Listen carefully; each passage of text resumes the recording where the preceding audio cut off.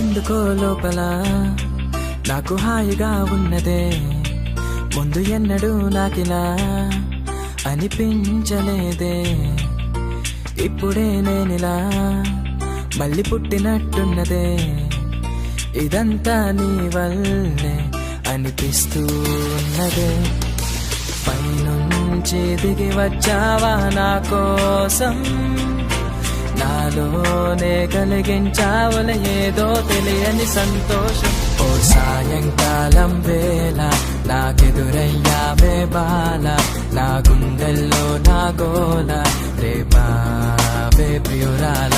ఓ కాటుక కన్నుల పిల్ల, నేను చూస్తూ చూస్తూ ఇల్లా నే నిలబడిపోయా మల్లా, ప్రేమించా మధుబాల.